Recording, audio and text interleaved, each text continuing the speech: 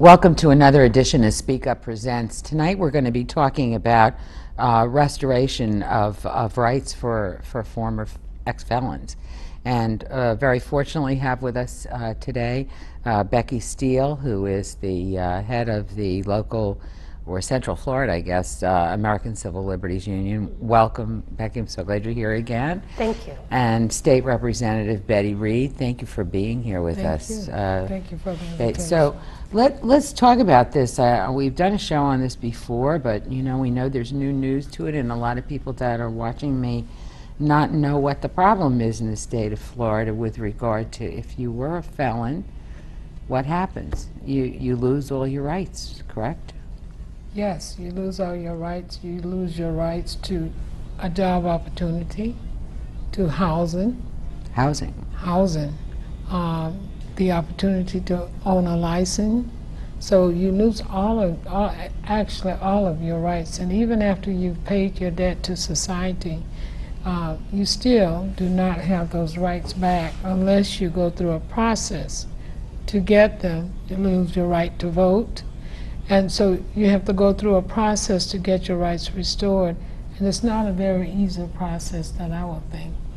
Are we the only state that has this loss of rights, or do you know?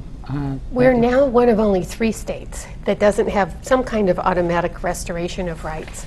And what happens is once you are convicted of a felony in Florida, you lose your right to vote, to sit on a jury, or to hold public office unless your rights are restored.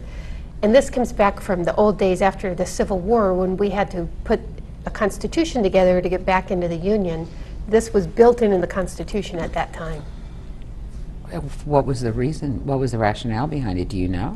It was pretty blatant. The legislative history is clear that the intent was to bar newly enfranchised slaves from voting. And so it had a racial animus.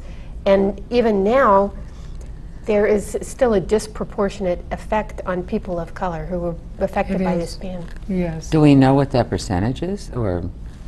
In the year 2000, I believe it was 1 in 3 African American men of voting age were barred from voting.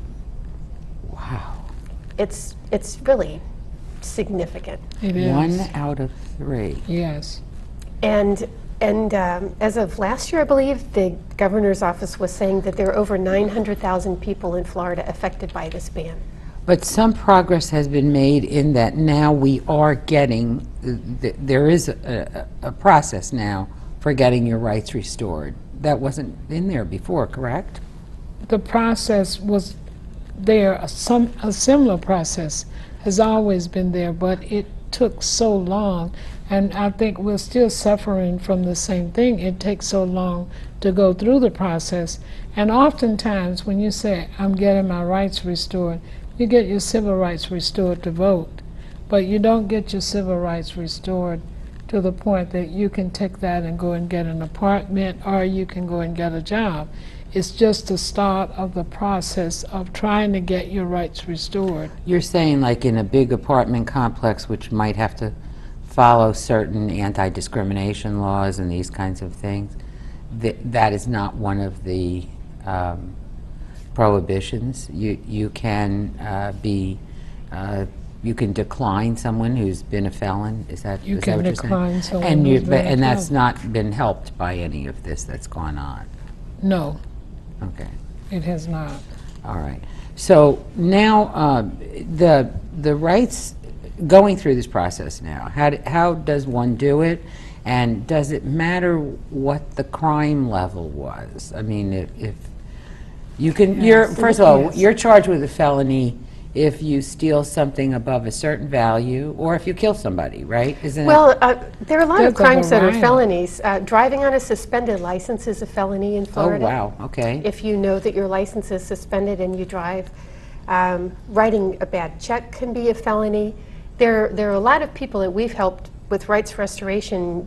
You'd just be surprised the things that they've been convicted of. So the crime could have been more minor than stealing somebody, hijacking somebody's car, or kidnapping them, or even killing somebody in a robbery or something like that. But they Right. can be just something So what less happened- major. Yes. Just about a year ago, the governor and the Clemency Board changed the rules of executive clemency to make it easier for some categories of ex-felons to get their rights restored. So if you were, basically it's people that were convicted of non-violent felonies can have their rights restored without a hearing. And what happens is once they get out of prison, the Department of Corrections forwards their names to the Office of Executive Clemency. They do a background check, and then they can issue a certificate. But part of the problem we were talking about before the show started is so many people, I think it's over 112,000 people have had their rights restored over the past year. So that's a lot of people, but they may not even know it because the Department of Corrections, they may send the certificate of rights restoration to their last known address from when they got out of prison 30 years ago. So Oh, now there's really? Yeah, and they don't. You mean because they didn't? They're not applying. They just automatically. Right. This level one is that how they're what the order they're is? calling it level 1. Okay, so the nonviolent, they're just going through the records now. No one has to apply for this. It just happens. Right, but part of the problem is that you're not even eligible for this unless you've paid all of your restitution. True. So that is a big problem for a lot of people. They were thinking it would have been maybe hundreds of thousands more people that had their rights restored. But if you're unfortunately too poor to pay back all of your restitution, you sort of got a two-class tier of rights now, where if you're wealthy enough to pay the restitution, then you can have your rights But restored. that fits in both. with the rest of the way this country runs, doesn't it? Well, Excuse me.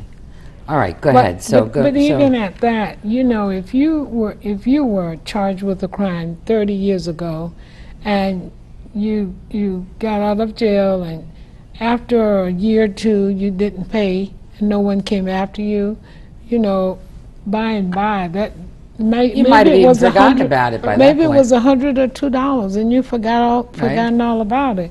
Then this amount of money can keep you still at this point in that same situation because you have not paid that restitution. Is that restitution Klein? Like, does it get interest on it, or is it just whatever it was Most at of the the time? time, I don't- it's I don't just- know. I think most of it is just what it was, from Oh, what I that's- at found. least that So part. if someone find out they have that, then they will pay it. And we had a workshop last year, and there were, I think, 2 or 3 people that came to the workshop to get their rights restored already had their rights restored. They had no idea. That one was a fairly young guy, and he was trying to get in school, and he couldn't get in school because he had that felony record. But he left just jumping and screaming because his rights was already restored, and he didn't know it. You can get a driver's license, though, can you not? I mean, that is not affected by your loss of rights. You can get a driver's license. Okay. If And that so, wasn't the can't- reason why that you got a felony, right? If that was not the reason for you Yeah, receiving if it wasn't that you were on a revoked Right. driver's license or something. but this is something that's important for people to know, is that now you can go on the web and check, and you can, as long as you know, all you need is first name, last name, and either your date of birth or your prison number, and you can either Google the Office of Executive Clemency, or we have the website available if we can. I think we're going to be putting that up. But then you can just automatically print your certificate right there from the web and take that and get registered to vote. I also see a website here, restorerights.org, Mm-hmm. which probably will get you to where you need to go. Besides going to myflorida.gov and finding out through there. Through Just the putting Office in of Clemency, right. Clemency in there, in the search engine. So, okay, so level 1, they may not even know it. It could have been restored, and it was nonviolent. What happens with the next level, or is there are 3 levels? Is that it? There are 3 levels. Okay, so what happens with the next one? You have to make an application? and go before the hearing, go before the clemency board for a hearing with the level 2.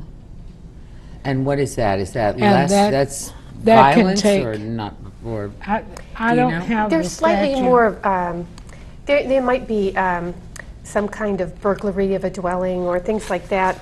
And I think some level 2 people, what you need to do is just check restorerights.org. That's the website of the Florida Rights Restoration Coalition, and they have all the They've broken categories it down listed. for you. And Yes. so, or you can contact the ACLU. We'll be glad to help answer questions too. But some level 2 people are able to get their, you have to apply is the big thing, and you can get the application form online, or we can send it to people, and I'm sure you do that too. And then She's got somebody in her office who's totally in charge of this now. She's told them, get that stuff done, right? If they come, if someone come in just to check and see if they have their rights restored or not, they can do that. But now that they can go online and check this for themselves, I think it's better if they go online and check it for themselves. But the area that concerns me the most is I have a gentleman that's 67 years old. He got in some trouble when he was in his 20s, and he has a felony, and he's trying to get it cleaned up. He just came to me after I was elected, wanted me to help him get this cleaned up. And his record is sitting there, and it's taken all this over a year, and it's still sitting there, and it's just there. No one, there's just too many people, and they haven't gotten to his record yet. There are So how so many many people thousand have- behind until they don't know when they'll get to his record. Well, how, now you said, when you said earlier 100 and whatever, 12,000, how many are falling in this, they can't even get a hearing? well, it's 112,000 that have had their rights restored pretty much within the past year or so. Okay. And then, but it should have been, I think they've processed over 200,000 applications, so probably the bulk of those people that are getting denied have the restitution problems. Okay.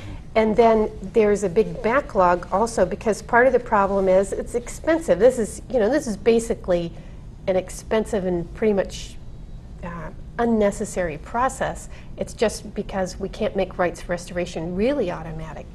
And the legislature cut funding to the office, and so they've had to cut employees that are processing these applications. So it's going to get even worse because Why of budget is it cuts. expensive? It's already Because- worse. It's already worse. You're saying administratively it's expensive, or is it expensive on the former felon? Do they have to No, pay no. for these applications? Or? It costs nothing to Okay. apply, and it's a one-page application. So it's not too complicated that way, but it is expensive for the state. I don't know the most recent figures.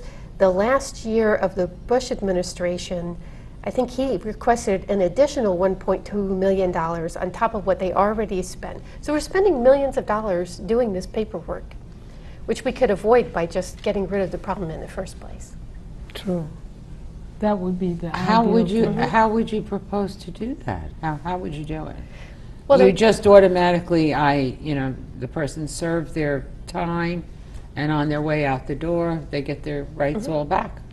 That's If they want to hold for the restitution, I think they would get more of the restitution repaid, because at that point the person would, they could get a job and go to work, and they would be able to repay that restitution quickly. So I think that would And be they the feel, you're not even getting into this, but the fact of the matter is you have to not feel very good. I've known some folks who were former felons, turned their lives around. Some of them produced programming, religious programming on our channels, had conversions and felt they had changed their lives, and they follow politics. But if you say, this is how you find out, you say, so who are you voting for? And they say, I can't vote. right. And it's an awful thing. And I think a majority of people wouldn't say they couldn't. This is why you get petitions sometimes, even when people are running for office. Yes. They'll have someone sign a petition. Yes. Because they're out in public, standing in front of the drugstore and saying, hey, would you sign my petition? Yes. And they're with a group of people, they're going to sign it, and later on you're going to find out they had no voting rights. Right. So they can't even sign a person's petition to run for office, correct? A lot of people are embarrassed by the fact that, they can't get this done. And then some of them are just, you know, they've gone through the system and they are so frustrated because nothing is happening as far as they can see. You don't see the opportunity to get a decent job. You don't see the opportunity to move into your own place. I met a young lady last year that came to my office. She worked for a company. The company moved to Orlando. She had just bought a new home. And when her company moved, she was just so sure that she would be able to get another job because she'd worked for this company for about 4 years. Well, she had a felony from a fight with her spouse, and she scratched him or cut him or something. And so that caused her to get a felony. And she lost her house behind that because she couldn't find employment. We got a call. You're on Speak Up.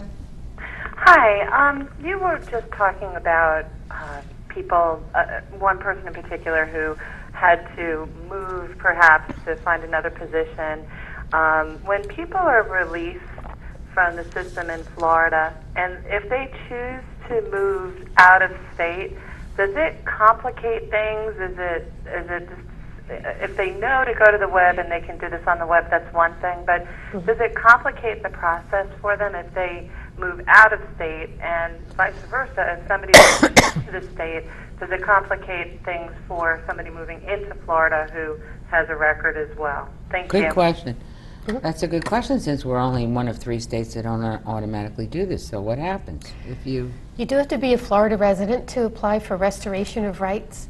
And then the flip, but then you'll have to check out the law in the state that you move to, because most states will probably let you vote with a felony conviction in Florida.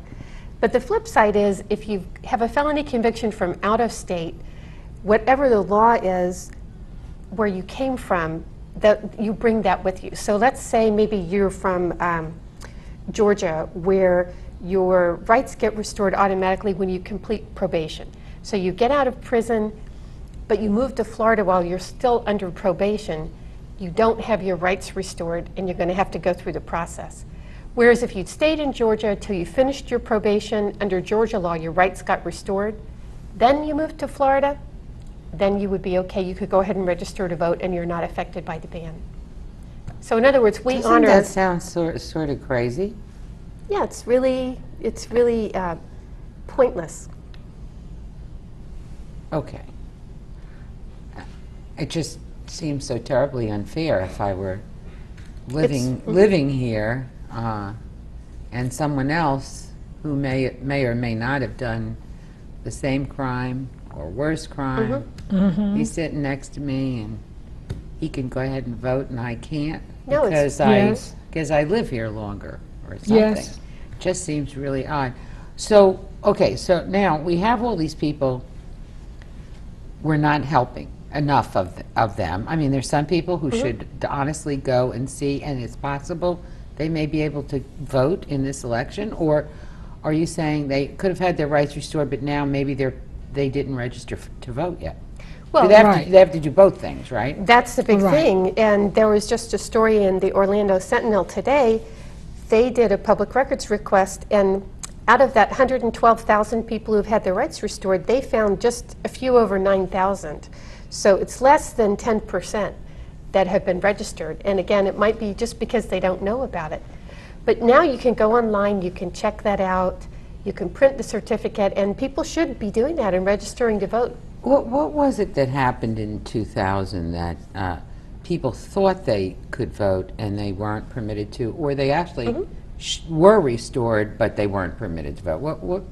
Well, I actually watched that happen in front of me at my precinct, something where someone argued, excuse me, you know I can vote, well, you can't, or whatever, and then they allowed them some kind of conditional ballot or something. Yes, provisional ballot. Whatever. What was that about? That was where they were entitled to vote, or they weren't? Some people, years before, they allowed them to vote even though they had a felony. They were allowed to vote. Somehow it wasn't or another as they strict. registered? And They registered. It wasn't as restrict. as it became in 2000. Okay. Some of the people in 2000 actually should have been allowed to vote. Right. They got, if their name was T.J. Smith and T.R. Smith, if the Social Security numbers did not match, whatever, they got thrown into that category of You can't have. you can't can't vote. you can't vote. Okay. So that's where that came from. It was Okay. a really big There were big problem with that. there were lots of problems with the database that was put together, and there was a list of, felons that was a very inaccurate list. There were a lot of names. I think there were maybe 20,000, if I remember correctly, that turned out to be erroneously listed on there. And so there was, I remember a story about a minister who showed up to vote, and he was barred from voting because they said he had committed a felony when he never had. Right. Now, okay, so now where we are right now in the cycle of things, we have a primary tomorrow here locally, right? And so if I went on the database tonight, but I didn't register to vote, I probably would not be able to vote, or would I get a provisional ballot or some sort No, of? I think you have to register. It's 30 days before the election, isn't that right? Yes. So I wouldn't be able to, but I could maybe get it to where the general election is. Sure. Yes. We got Register another now. ballot. You can vote in Definitely. November. So they can Definitely. still go down and register and, okay. You're on Speak Up. Yes, hello. I have a question. What I wanted to know is what exactly are the criteria that it is based on whether a felon gets his rights restored or not? For instance, if someone commits more than one felony, is there still a possibility that they'll get their rights restored? Does it depend on the felony? What exactly is the criteria? Good. Thank you so much. Thank you, good question. Thank you. Yeah, what if you do have multiple, okay, who wants to take that one? Well, you would just go felony by felony. So you would look at, let's say maybe you were convicted of 3 different felonies? or- yeah, maybe drug trafficking, and then you were convicted of second-degree murder, and you were convicted of driving on a suspended driver's license. So for each... All on one night. All on one night. Well, What a I don't bad know. night. That would be What a bad heck night of a that would have been.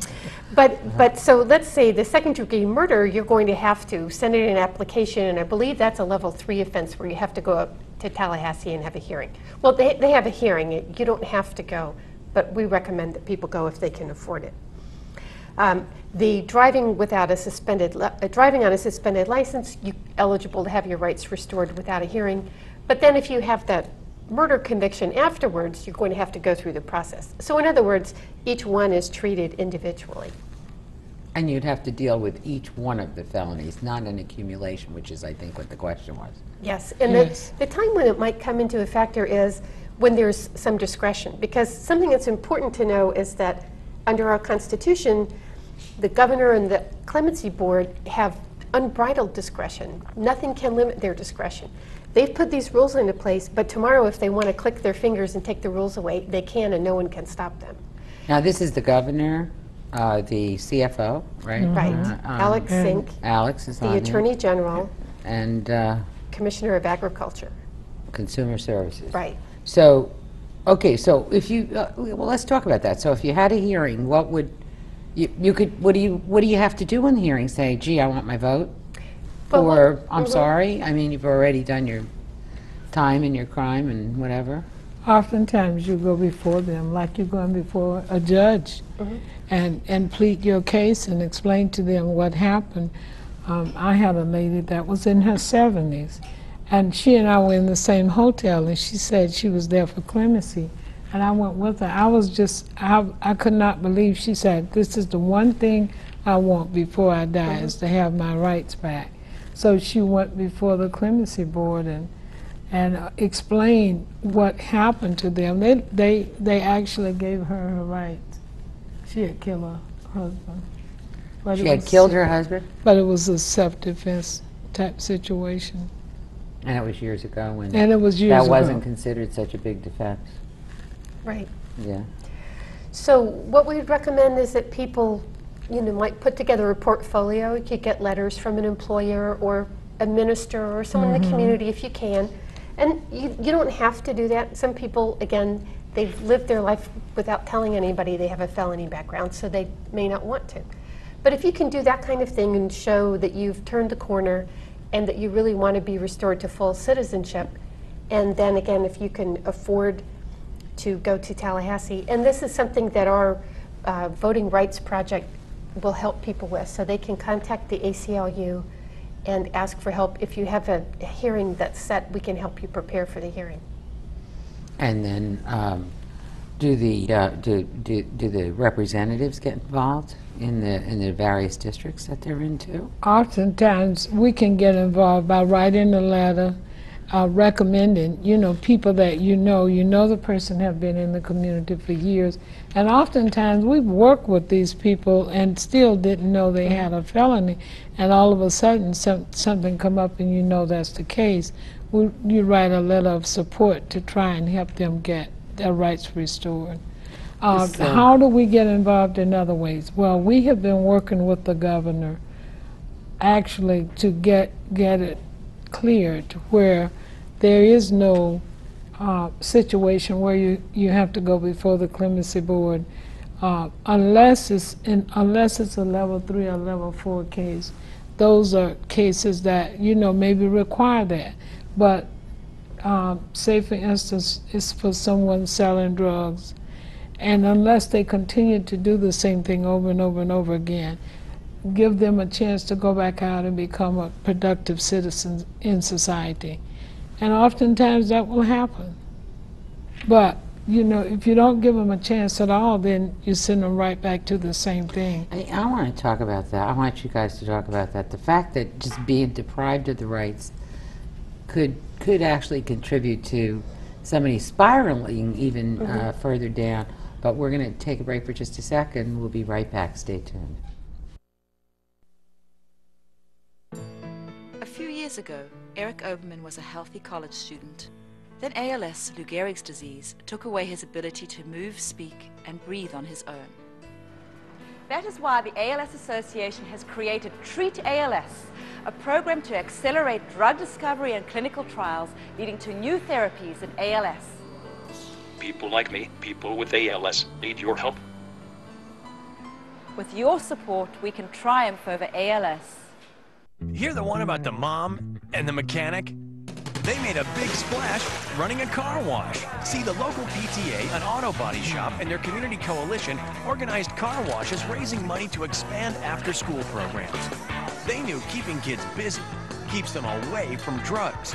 So now the town's got clean cars and clean kids. What can your group do? Contact your community coalition at helpyourcommunity.org, because you get more when you get together. I am sick of this. I'm sick of dealing with you. I'm sick of I work 6 days a week. Who do you think you Stand are? up straight. Don't you ever talk back to me again. You just shut up. What are you crying about? What? What a child learns about violence, a child learns for life. Teach carefully. We can show you how. Act against violence. Call 877-ACT-WISE for a free brochure.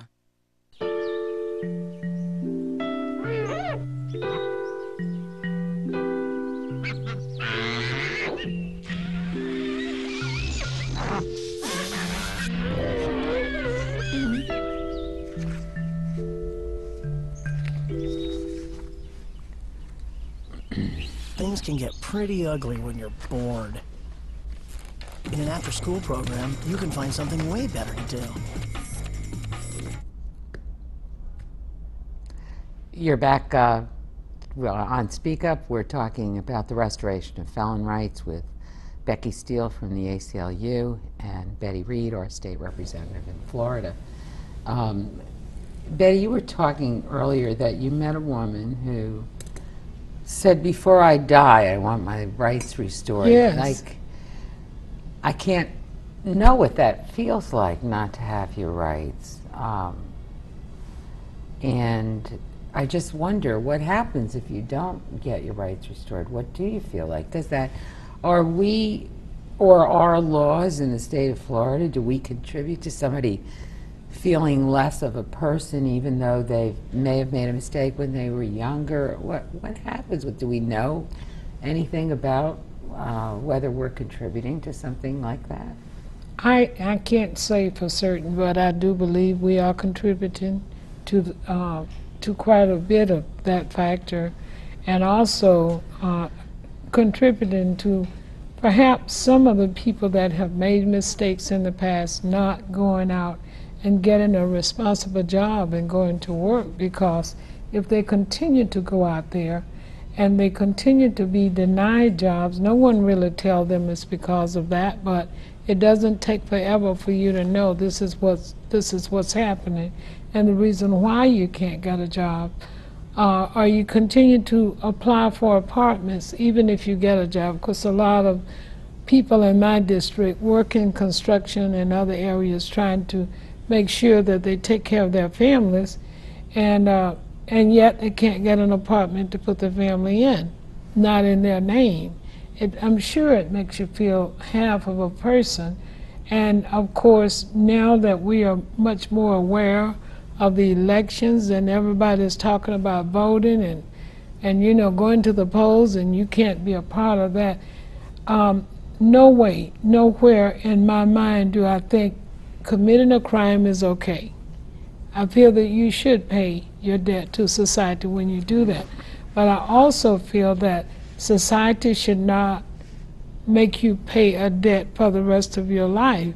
If you get 10 years, when that 10 years is up, you should be able to go back out and become a productive citizen and take care of yourself, not continue to be a strain on society. You want to add to that, Becky? Well, And we you got a know, call. someone described these types of bans very well. They called it civic death. You're just cut off from participating in the civic life of voting, of sitting on a jury. You're exiled. And it's interesting because one of the groups that supports restoration of rights is the National Association of Corrections Officers, because there's been a study that showed that the recidivism rate, the rate of people going back to jail, is reduced by 1/3 if they're able to vote and partake in civic life. So there really is a significant impact, and people who are in the business of corrections think it's a good idea to restore rights. So that must mean they've been looking at what happens in other states where rights are automatically restored. Let's see who's on here. You're on Speak Up. Hello? Yes. Yeah, I was just wondering, besides voting, what rights can be restored and what rights would not be restored? And also, are there any licenses that you can get back? I've heard there's, in some cases, you can get various, like, you know, mortgage broker licenses or other licenses that you can possibly get back. Okay, good question. Thank you. In fact, we were just talking on the break that there was some, after this latest mortgage scam, right here in town, right? Oh no, this is Tallahassee even. But some of the mortgage brokering scandal that has gone on across, I guess, the country. There were some articles that there were some former felons involved. Not that everybody was a felon, but certainly there were some former felons, and that they should be stopped then from getting those kinds of occupational licenses. Is there a which licenses can't you get? I mean, if you're an ex-felon, can you get a license as a doctor or There are hundreds of finances? licenses Yeah. that can be affected. And it's interesting because there were a series of 3 court cases last year where people were applying, I think it was for general contracting license and electrician license. I think 2 of them were contracting. And the Department of Licensing said, well, you can't get the license until your rights have been restored. And the court said, that is wrong. You can't just willy-nilly say that this is a reason for denying the license. There has to be some connection between the crime and the license that you're seeking. So maybe a good example would be someone who's guilty of burglary of a dwelling. Maybe you don't want to give that person the license to be a locksmith or installing security systems. You know, maybe on the one hand you could say, well, they would know a lot about good locks, but on the other hand, there is some at least connection between the type of crime. Or someone that commits securities fraud. You might not want to license that person back as a securities broker. But maybe there's somebody who had a drug conviction 30 years in the past, and they want to be a licensed landscape architect. What is the connection? What is the harm? And so the court said there's just no rational basis for denying the license and conditioning on getting your rights restored. But unfortunately, that's the technicality of what the law is, but the reality of what really happens in day-to-day life is that people do see their licenses barred until they get the rights restored. So it's something where we really need to maybe make some strides in the legislature. Are these only with state licenses, or even with occupational licenses that you might get from your local city or county? I mean, is it affected all the way down the line? It's affected all the way down the line. I know I had some students that was trying to get their license as massage therapists that could not get a license because they had felony convictions. So it can be all the way down the line. You know, that would have had to be prostitution, right? No, not necessarily. What's the like you just said, relationship? Because massage sometimes is a cover for. I'm just saying that's what the courts say that it should be, but the reality is more like what Mrs. Reed is saying is that a lot of times they'll just deny the license and then they'll sort of, almost dare you to challenge it. It's a difficult process. And it doesn't make a lot of sense. Well, some of it now, I noticed with, didn't they make some restrictions now on construction in areas where there's children, like school construction or right. I don't know, other places where there might be children. And so that the contractor now has to warranty that all the people that might walk in and off that job, whether they're dropping off bricks or wood or whatever, every person who walks in and out of that job can't have been convicted of any felony? Is it any felony? I don't know enough about that. Yeah, that's it. Certainly, that's I think strange because a lot of people that would go into labor fields like that are folks who maybe didn't have an opportunity to go to college, or may have been dropouts, which is a higher rate of people in jail, or high school dropouts and so forth. So if now the question we got here is, well, is it affected? So licenses are affected occupationally. What other rights, the caller said, were affected? And you have referred a few times to jobs, sure. Directly to jobs. But that's not going to be restored to someone, is it? If you changed everything. I mean, if on my application if I go to an application for employment, have I ever been convicted of a felony? That's that. Or for an apartment. Well, some applications will not ask that question. They will say, have you ever been convicted or? Yes, have you ever been arrested? Okay. So you can say yes and go on from there. But if you say yes and then they ask you for about a felony and you have to answer yes to that. Well, but that's not going to get fixed by any of the work that's being done on this kind of. I think some of it can get fixed by the work that's being done. I know with some people who have gotten their rights restored, and I've been working with this for a long time. Some of the people that in the past have gotten their rights restored, and they've gone in for a job, and they sit down and right off the bat they say, "This has been a problem for me, getting a job, and I know it has, but this is what I've done over the years. This is my life since then." And they talked themselves through that and into a job, and they talked about, I got my rights restored, and once I got my rights restored, I was able to do some other things, I felt you mean better as about long as they myself. can say that, they'll have a greater likelihood of getting a job? Yes. And that would be true on an application for an apartment too, or are you looking for legislation that would prevent people from discriminating based on that? I think there should be no discrimination based on that. for an apartment. And I understand that people with apartments, apartment owners have to take care of their property. You know, you must take care of your property and make sure you have people there that care about your property. But if a person have not committed a crime in years and they, just because they have this record, they are forced not to, they can't rent an apartment, I think that's a crime It within sort of itself. seems bad enough that you go to jail where they're not really treated very well, or True. that we do anything, if much, or any of rehabilitation or helpfulness, correct? And then you come out and you have the indignity of that experience, and then you've lost rights too. Right. So coming back up from that's got to be. Plus, the system we have now, you're in this terrible catch-22 because you can't get your rights restored until you pay your restitution. But if you can't get a license to get a good job to earn money, then you can't pay back the restitution to get your rights restored. That's so true. It's just kind of a vicious circle that goes around. Are there nonprofits, or, I mean, I know the kind of help that the ACLU provides, but are there other places that would help someone make the restitution so they could get through this process, or not really? Do we have such I don't know benevolent of anyone, people that are out there saying, well, I'm going to help you with that, and you'll pay me back later, and I'm going to...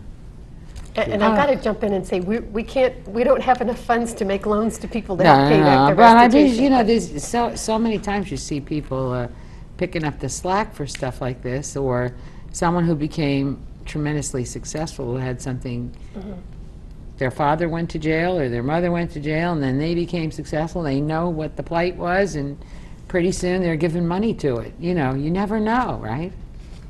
I haven't seen enough of those. No. When we talk about the license with the real estate, one thing happened is when a person comes from being incarcerated, they have a clean credit record. They don't have anything against their credit record, so it's much easier for them to get credit than it is. I talked with this young man who said, Is that right? They do have they don't buy anything if they've been in there for a length of time, so their credit record is clear. Okay, but you need to have bought things on credit to have a good credit rating. Well, you know, during that era, during that time, you needed a clean credit history. Okay, all right. And so some of these, you know, I know that all of these people were not people with felony records that did the crimes, but some of them I could see how they could get into it with their credit history. Although, you know, we're getting complaints. Some jails in Florida now are charging up to $50 a day for room and board, basically. And so you come out of jail with a big debt. Yes, yes. How is that for happening? your medication.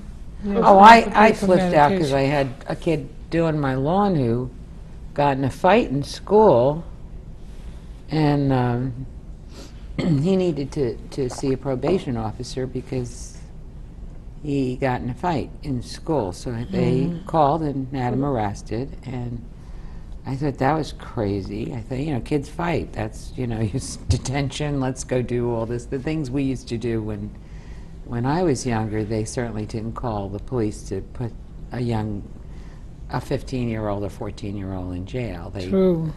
They called their moms into the office and, you know, had a good talking to and did all of that stuff. So now this kid's got a record, but worse than that, or I think worse than that, he's got to pay this probation officer $35 a week or a month, or every other week or something. He has to see a probation officer and he has to give them $35. So, you know, he's got a lot of lawns to do to get the $35 done, and that seemed so crazy. So now they're billing them for the actual jail time. Is that happening right here in Florida? Yes, it is. We got a complaint from a mother who she had put some money into her son's commissary account so he could buy things from the jail commissary, and they seized the money. He didn't get it credited to his account because they said, we're going to apply it against his debt of the daily charges. And so until you get that all paid off, you can't even go to the commissary to get, the Well, little how things. could somebody in jail afford $50 a day? Or It's a good question. I'm sure they're costing the taxpayer something in that neighborhood, but still in all, and I could understand them having to make restitution later, but that seems like an awfully high amount of money. I'm not sure exactly of the amount, but Okay. it's somewhere in that Some vicinity. big number like that. Mhm. Okay, so what do you see as an ideal to fixing where we are with this right now? Because I think what you've already said is this process is too long. There's not enough money to speed it up. There's not enough bodies doing the job that they need to do, worker bees. And then there's these other ideas about restoring them. Is this what you're both seeing as the best thing, that we get involved in automatic restoration like some of the states, or is there some other thing you think should happen? And maybe you don't have to agree. No, but I think it should be automatic restoration. And I also believe the ones that are in prison now should be doing something to learn a trade. When they come out, they would have some work to do, especially if they're going to be in there for some years. Then they would have money to pay for, the things that they purchase in there. I just think there are jobs that could be done and done well by the inmates if they were trained to do them, to do the jobs. So, and I think when they come out, they should be able to go to work and take care of themselves and their families. Aren't we having sort of a tendency to privatize the jails too? And is that working or not working really? Does I don't anybody think know? it's working. I don't know how you feel about it. No, because you've got people that have a profit motive. They ultimately, their bottom line is to their shareholders to make a profit for the company. And so we're seeing an increasing number of complaints about quality of medical care, about just the conditions of confinement. It's something that should be done right, and it should be done by the state. Okay, and what do you think about the automatic restoration of rights then, too? I agree with Mrs. Reed that it should be automatic, and that as soon as you complete your term, your rights are automatically restored. It would save the state hundreds of thousands, if not millions of dollars, and it would restore people to full citizenship. And it's exactly what you were saying, that if you want to punish somebody, do it with the sentencing. If somebody commits a crime that is heinous and terrible, punish them by keeping them in jail for the appropriate amount of time. But once they're out, then they should be restored to full citizenship. But then once they're in, they also should be learning something that will benefit them or society, it appears, is another point you're making. And then we also support legislation that will get rid of this link between licenses and your felony background. So that it's a factor that people can consider. If there's a history of a crime that's appropriate and relevant to the license, then they can think about that, but not this blanket denial of a license just because you have a felony in your past. Because you're never sure, too, who's with the body that's giving the licensing out, whether they're trying to limit the number of people in that. Because usually the body over a licensing board of some kind is competing with the people who are getting in there, aren't they? Generally, they're in that field as well, unless it's just a state office that does it. But yeah, I don't know the answer to that. I don't that know would this. be. All right. So your advice now to the family members and the or folks that are right now probably maybe embarrassed to even check on all this. They can just do it by getting online, either at a library. If they don't have access, what should they do if they don't have any access to a computer? The libraries are open. They can still go to the library. They maybe will need to get the dates and the times because they've changed quite a bit, but they can go there. as I I'm said, saying somebody anyone- who's totally afraid of computers hasn't been near one in the 20 years they've been in. I would not hesitate to have someone call my office. Okay, or their own They can call our legislator. office too, Call the ACLU. which is, should I give the number? Sure. It's 813-254-0925. My number is area code 813-241-8024. Okay. All right, so they should go do that quickly. And have you got any, and I think we've only got a few minutes left, but is there something you wanted to make sure you added to the discussion that I didn't ask you about, you want to make sure that people are aware of? Becky?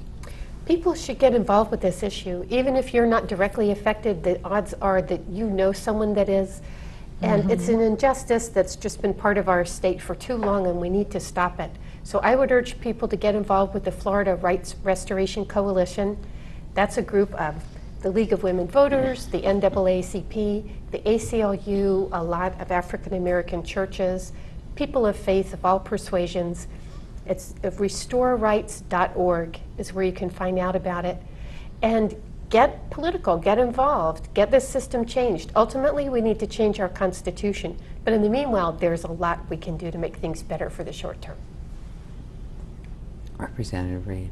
I totally agree that we should get more involved in it.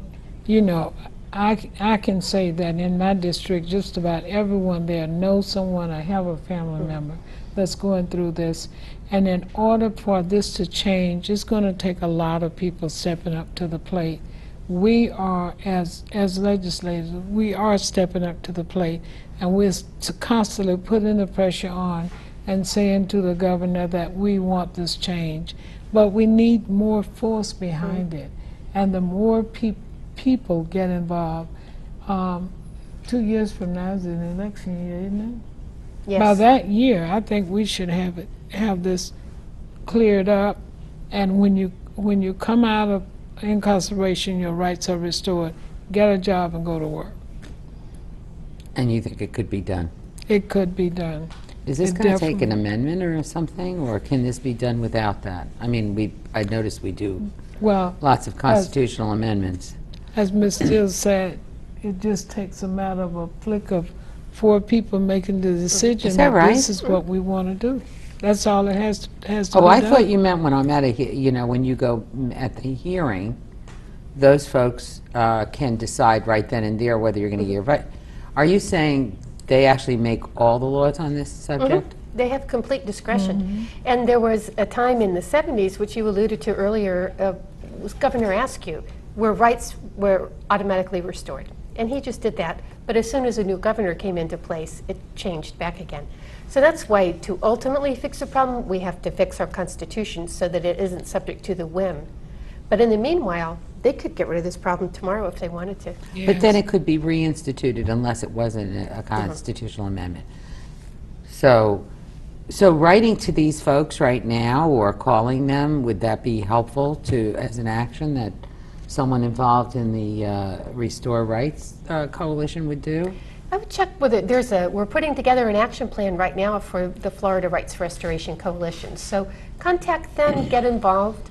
One of the things we're really focusing on is the restitution issue, because that's a big burden for a lot of people. And maybe this is something where we need to take steps, one step at a time, to ultimately reach the mountaintop. And we're at the foothills. We're not even at base camp yet, but we're working on it. So, and how long when you just said this Askew, now that's what, 15 years ago? 20? A little more than that. Is that long? 70s. Okay, I'm sorry. Gosh. You just get old and it just, holy smokes, time just flies by.